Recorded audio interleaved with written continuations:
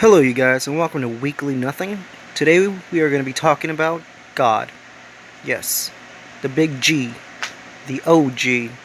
Okay, sorry, that was cringy.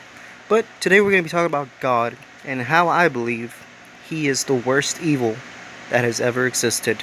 Now, I'm going to start off by first saying that I am not trying to attack anybody's religion. I'm simply here to inform those that may be on the fence on whether or not they should go into Christian beliefs. So most Christians believe that God is all-powerful, all-knowing, and everywhere at once. There is also the belief that everything that is written in the Bible is true.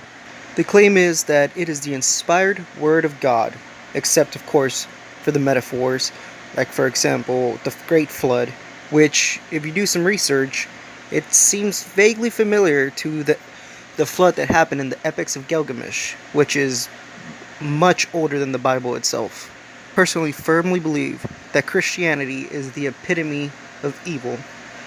There are many evils in this world, but if we were to name some, it would go like this: slavery, murder and genocide, human sacrifice, pedophilia, rape, incest, child abuse, animal abuse, sacrifice, torture, cannibalism, betrayal, and lying.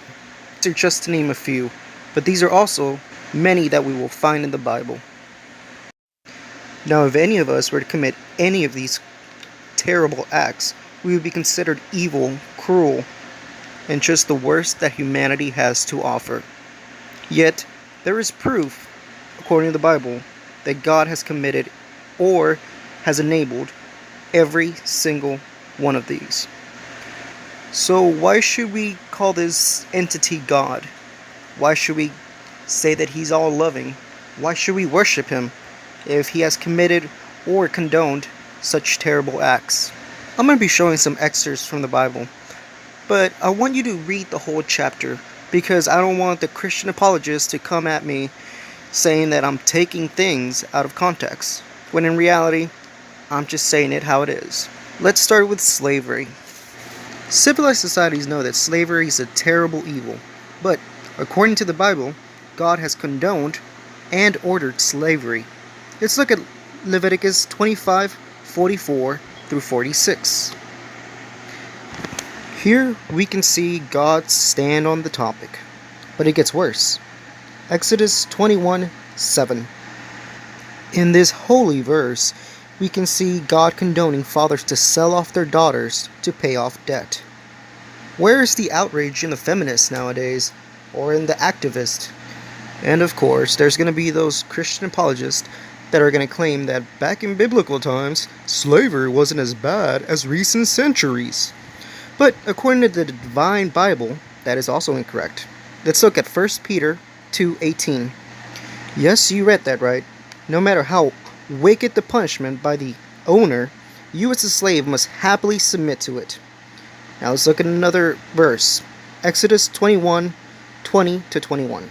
So go ahead and follow the rules of the Bible. Go ahead and beat your slave to the brink of death. Torture them for as long as you desire. Just keep them alive. That is just one of the main rules that it has. So do it, for the Lord condones this. By the way, that was sarcasm. I mean, you should know that slavery is wrong, and so is torture and beatings. But, in the PG era that we live nowadays, I have to make that disclaimer. Now, murder and genocide is the easiest one to prove, because according to the Bible, God must really revel in this.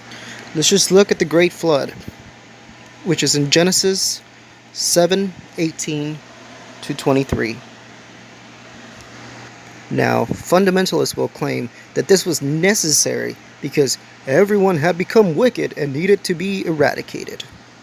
Yes, that includes babies, toddlers, newborns, and yet to be born.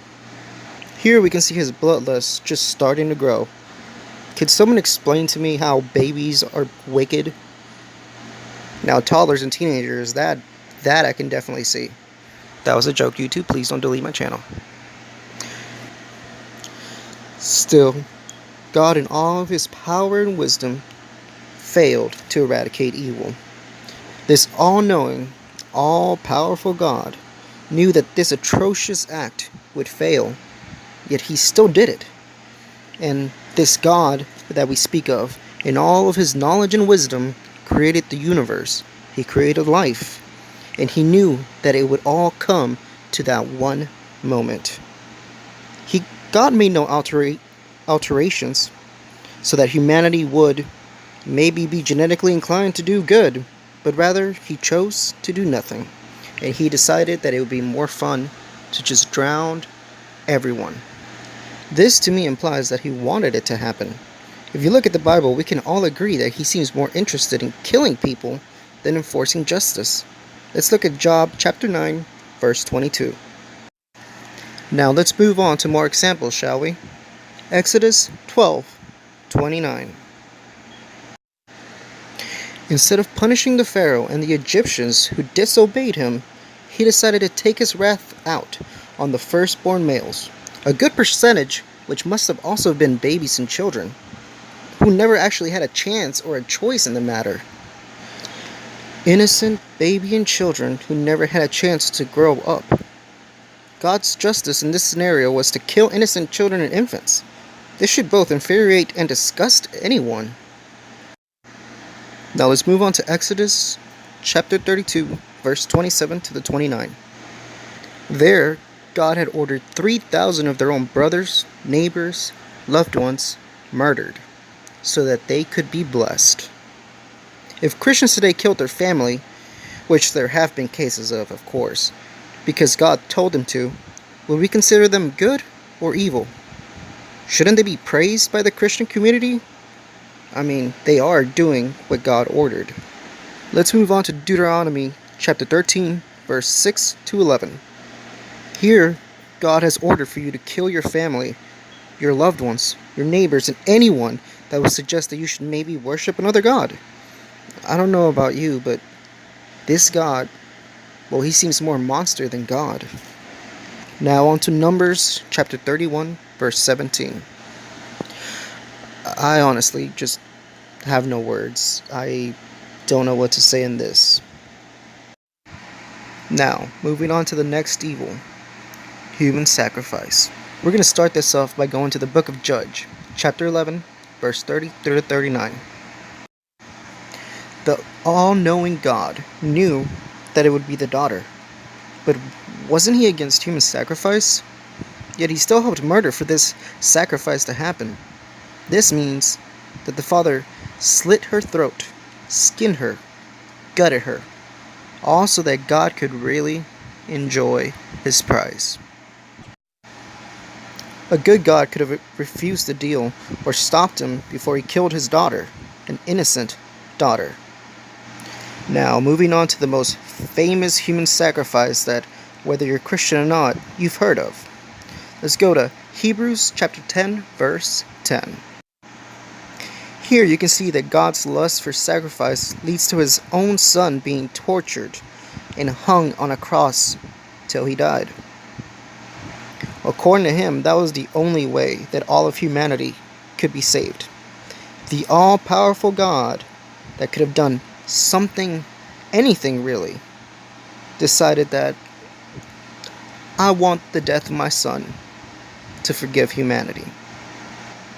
A hypocrite of a God that said, "Thou shalt not kill." And then he goes on to kill. Pedophilia. In today's world, with everything going on, with Epstein, however you pronounce his name, directors, and Clintons, we consider pedophilia a vile thing. But in biblical times, girls were married off before puberty sometimes, but most of the times they were just sold off into other families at the time that they reached puberty. And most of the times it was without their consent. I mean, how could they? And soon after they were carted off to get married with much older men, they gave birth soon after the wedding. And I know there's going to be people saying, "But weekly nothing, we must respect different cultures." Well, to those of you that say that, I would just say, fuck you. Going back to Exodus chapter 21, verse 7. God already condoned the selling of girls. It doesn't take a genius to know that Most of those girls that were sold were virgins, as they were seen to be worth more. And once they were someone else's property, well, anything could really be done to them.